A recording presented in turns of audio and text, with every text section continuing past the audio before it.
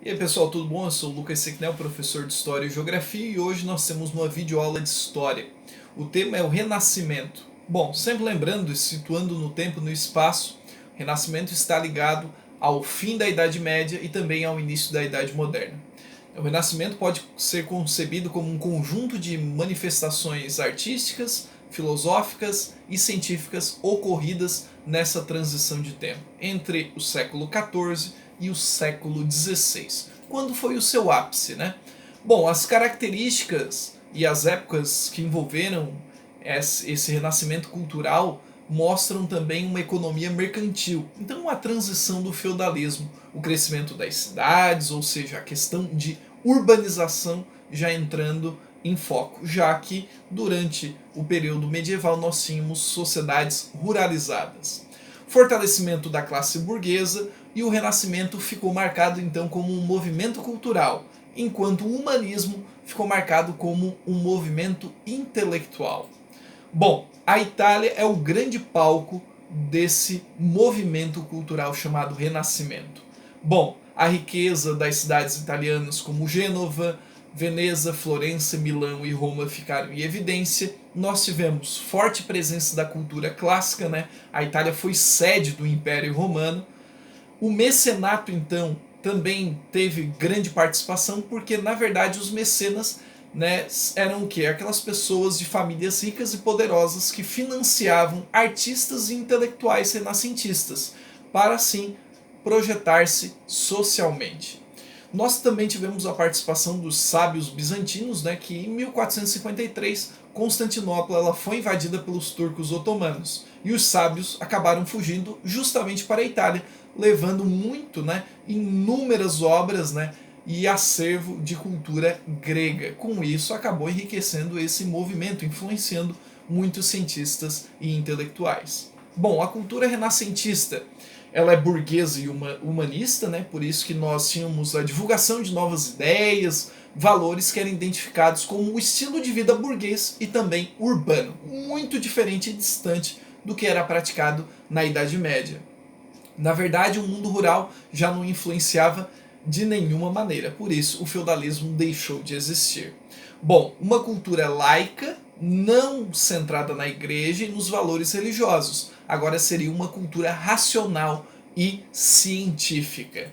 Bom, as características então, o racionalismo tudo teria uma explicação lógica e não só pela fé, né? Quebrando aqueles dogmas religiosos que envolviam a Igreja Católica já na Idade Média. O antropocentrismo e humanismo, valorizando o talento e a capacidade, a criatividade e a inteligência do ser humano. Valorizava e também glorificava o homem.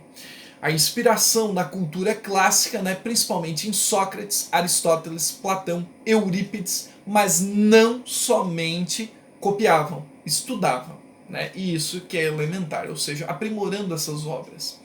Como outras características, nós podemos colocar o individualismo e otimismo, né? Exaltando a ideia do espírito de competição e o individualismo, valorizando a competência e a capacidade individual. Também tínhamos o naturalismo, uma integração do homem à natureza, colocando o lado fantástico, né, e sobrenatural totalmente de lado, desvinculando essas ideias que eram materializadas pela igreja. Tínhamos também o hedonismo, né, a busca, né, de prazeres materiais que passou a ser constante. A ideia de enriquecimento, por exemplo. E o realismo, os artistas que buscavam expressar a sua realidade com extrema precisão. Bom, como alguns artistas da área de artes plásticas, nós podemos citar Michelangelo, né? Nós temos grandes obras de Michelangelo como Moisés, Davi e também Pietà. Então é um artista plástico completo, né?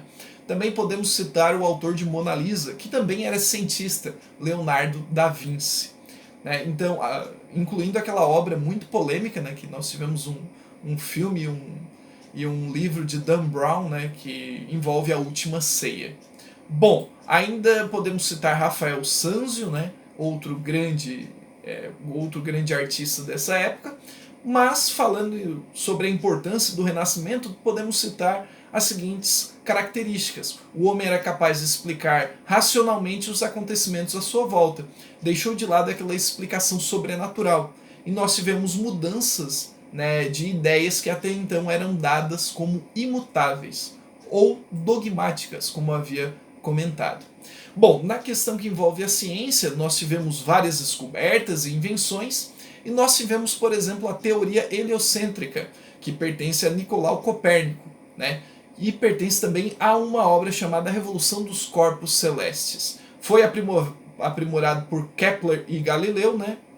E basicamente também tivemos muitos estudos vinculados à anatomia humana, né? Com um desenvolvido pelo médico holandês Andreas Vesalius, que basicamente em 1543 lançou Anatomia Humana, né? O que causou uma revolução na área da medicina que até então permanecia ligada à religião e por isso pouco explorada.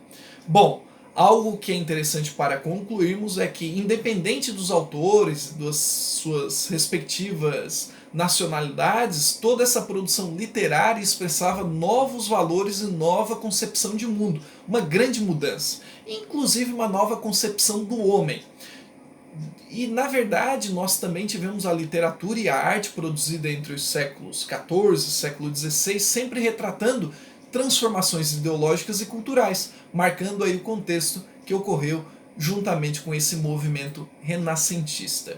Bom, saímos de uma visão medieval teocentrista, com base, né, toda a verdade estaria na Bíblia, na tradição, nas autoridades da Igreja Católica, passando por uma realidade antropocentrista, ou seja, a verdade era obtida pela experimentação, pela observação e, é claro, pela razão.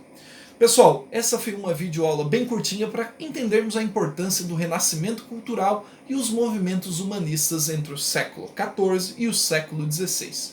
Espero que esse conteúdo tenha ajudado nos seus estudos. Curta e compartilha esse conteúdo para ele chegar em mais colegas aí que estão estudando esse tema. E muito obrigado pela atenção. Até a próxima videoaula. Valeu!